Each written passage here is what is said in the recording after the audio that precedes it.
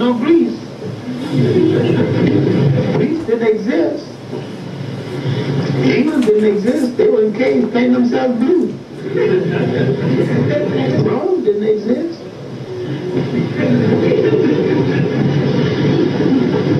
We're talking about time there wasn't no Europe. And we're talking about a time before Africa was invaded by the Asians. The first trouble in Africa came from the Asians. All right. That third dynasty, the Builders dynasty, the step pyramid was set in motion the concept of mass building, massive temple building. Now man began to build houses with more than one story. Because that's what the step pyramid looked like. A house built on top of a house. Now the concept of building changed after Imhotep. Now, history will take a great leap forward, not only materially, but intellectually. The next 6 dynasties will be the dynasties of the building of the Great Pyramids, the Sphinx. The next 2,000 years. What we see here are the ancestors who live inside of their bodies for thousands of years, flying these spacecrafts in the skies over all of the nations of this earth.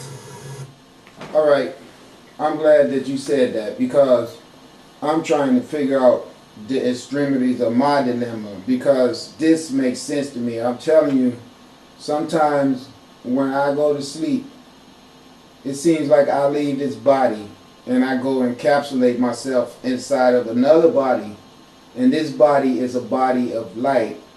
And I have wars. I be fighting wars. I be telling everybody that, and they think that I'm crazy. I be fighting wars with people. One time I was fighting. It's weird because this stuff occurs when I'm in the dream world, which makes me to believe that I've left this body and gone somewhere else. All right. I be having dreams. This is the last one that I had of a battle. I was having a fight with some people, and we were like, we was behind some type of structure, like a wall barrier, and there was all type of explosions going on, and people was throwing stuff, and as well as stuff was falling out of the sky. And it seemed to me like I was leading a squad of people. And it seemed like we had an objective to neutralize the people that was dropping stuff out of the sky by neutralizing a spotter position that was on the ground, that was giving information to someone who was shooting stuff at us, and it was falling out of the sky. But we weren't trying to kill where the explosive was coming from. We was trying to kill the location that was dispatching the actions of all of our enemies. So it was like about 5 or 6 of us. We were all melanated people. It was me and men. There was no women. I was with men. And I remember telling these guys to move. I was like, you gotta go, you gotta go, you gotta go. And as I was pushing them out, getting them out of the hard way of danger, I saw the damn grenade coming. It was so weird. I saw it coming. I looked to the side and I saw this thing coming at us. And you know what I did?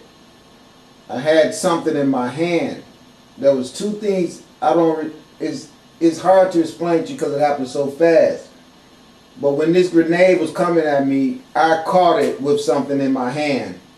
And when I caught it, I muffled it. I can see it vivid as day now. Whatever I had in my hand was designed to snub out these grenades. I remember picking this thing up, and I remember encapsulating the grenade inside of it, inside of my hand. It was like 2 pieces that fell right over the top of that grenade, and I remember holding it close together as if to hold the explosion inside. And I remember when that damn thing exploded, it pushed my hands away. And when it pushed my hands away, there was all type of dust and debris from the explosion flying all around. And here's what's bizarre about that. When that happened, I woke up. And I woke up, I was coughing in my room in the other apartment I lived in. I lived alone. I like living alone. I really like being alone. I can't stomach people because I can channel their energies, and it's very disruptive to me. It makes me have body pains and everything. So I really deliberately try to avoid people. I only like to have contact with people that is really necessary for an objective I have to get done. Then once that objective is done, you can see me hightailing my ass home, so I don't have to be around people. I can just channel people energy way too much. I can know things about people just by being around them, and it's really disturbing because, believe it or not, I could damn near read people's minds. You're not going to be around me and think that you're going to be in the closet hating on my ass and I don't know it. That's the reason why I have all the altercations that I have with black men more than anyone, because they're so damn evil and stupid and don't want to be godly because they want to worship the damn white man as their God and turn off their own God essence. And I'm turning on my God essence, so it's constant combating with them. I don't feel that way around white people, because if they want to worship a white ass God, they can. There's nothing destructive about that to them, because from the realm of how they was put here anyway, it was all fictitious anyway to begin with. So if they want to worship a fictitious God to go along with their fictitious existence, trying to push themselves out of truly belonging in the existence of us melanated people, let them go right ahead. I don't care, because that's not really damaging to me in my quest of becoming who I am. Which brings me to my question that I'm going to ask you next. Is there a possibility that when you say these ships being their bodies that they house themselves in, could that be my true existence? And this existence as a human is the alternative existence. What I believe is that my true existence is flying those ships. That's what I think. I believe that I'm here on Earth now only because I'm waiting on the arrival of someone to get here. And when they get here, I'm going to have all the information, which they have information too, but for my specific task that I have to do here on Earth, I know that it is definitely about Earth. That's the reason why I had to leave that vessel and come here. When I see these ships flying around and everything, that's not new to me. I've seen these things all my life. And I really believe that my true existence is an entity of light that fly these ships. That's what I believe. I believe that that lady came out of the sun. That little lady was talking to me, very beautiful lady. They always come out of the sun and talk to me all the time. One time, Beyonce had a face of a cat, and she used to always come and talk to me. But now I haven't saw her in a long time. I still see that girl that's in the picture, Magdalena, but she doesn't even say anything. That's what the universe told me her name was too. And she doesn't say anything to me. She just comes and she does weird stuff, like she performs rituals of healing on me and stuff like that. Like when I got in that fight with that little young guy the other day, I was laying in the bed and this lady, I didn't even see her, but you know what she did? She came and she had a light in her hand, like a forensic science tube that they use to check for blood. And when I was laying on the bed, she came in and she started talking to me. And she had that light, and she was running that light all over me. And she was saying, you'll be all right real soon. Don't worry about it. You can't be out there dealing. When them niggas be ignorant like that, you just stay away from them, because that's all you're going to get from them. They're going to hate your light. They're going to hate how youthful you look. They're going to hate how intelligent you are. And they're not going to want to do anything to try to step their game up, because they've been taught by the white man that any black man that comes along that has any type of understanding of self-greatness, they are to murder him. They murdered Yeshua. They stoned Yeshua, and then they hung him on the damn tree. That was the Jewish ways. They've always been sorry, honorary ass people like that. So it was those damn rabbis, them Jewish faggots, who had taken over everything through murder and deceit, that actually murdered Yeshua. Now, I'm going somewhere with this, because you got some very, very interesting stuff that I've been learning from you And that's the reason why I don't mind asking you questions, because I know that you're qualified to answer them for me. So it's this name right here that you keep saying. I want you to listen, and I want you to let me know about this, because I understand what you be saying. I listen to everything you be saying, and I've heard you make a comment about this. I'll show you what I'm talking about.